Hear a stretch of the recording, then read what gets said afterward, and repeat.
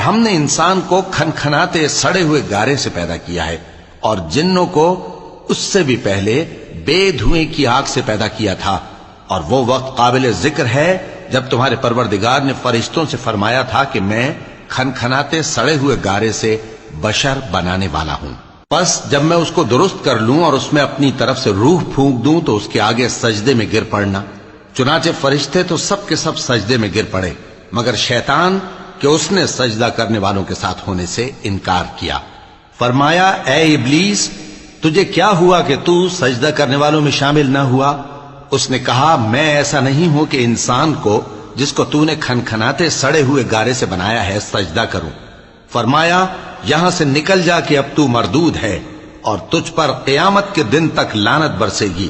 اس نے کہا کہ پروردگار مجھے اس دن تک مہلت دے جب لوگ مرنے کے بعد زندہ کیے جائیں گے۔ فرمایا اچھا، سو تجھے مہلت دی جاتی ہے وقت مقرر یعنی قیامت کے دن تک۔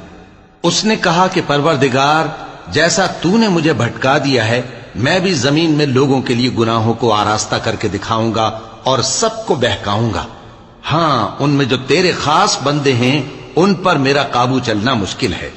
فرمایا کہ مجھ تک پہنچنے کا یہی سیدھا رستہ ہے، جو میرے خاص بندے ہیں ان پر تجھے کچھ قدرت نہیں کہ ان کو گناہ میں ڈال سکے۔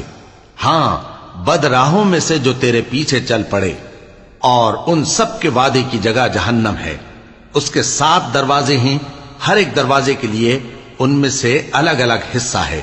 جو متقی ہیں وہ باغوں اور چشموں میں ہوں گے۔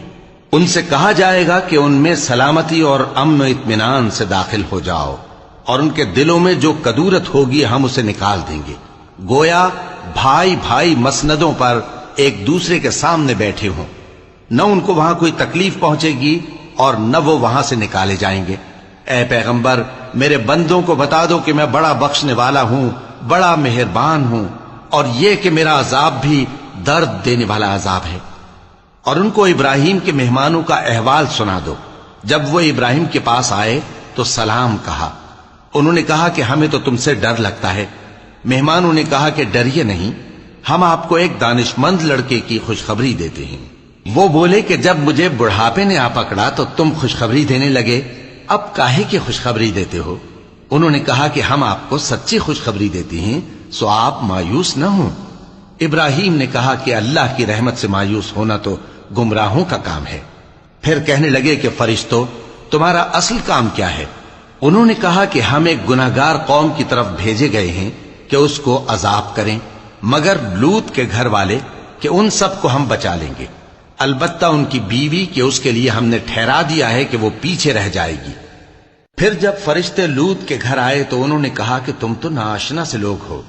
وہ بولے کہ نہیں، بلکہ ہم آپ کے پاس وہ چیز لے کر آئے ہیں جس میں لوگ شک کرتے تھے، اور ہم آپ کے پاس یقینی بات لے کر آئے ہیں اور ہم سچ کہتے ہیں۔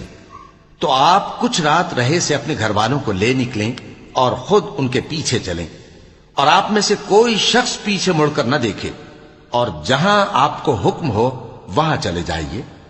اور ہم نے لوط کی طرف وہی بھیجی کہ ان لوگوں کی جڑ صبح ہوتے ہوتے کاٹ دی جائے گی۔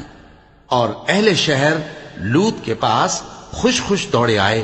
لوط نے کہا کہ یہ میرے مہمان ہیں، کہیں ان کے بارے میں مجھے رسوا نہ کرنا، اور اللہ سے ڈرو اور میری بے آبروئی نہ کرو۔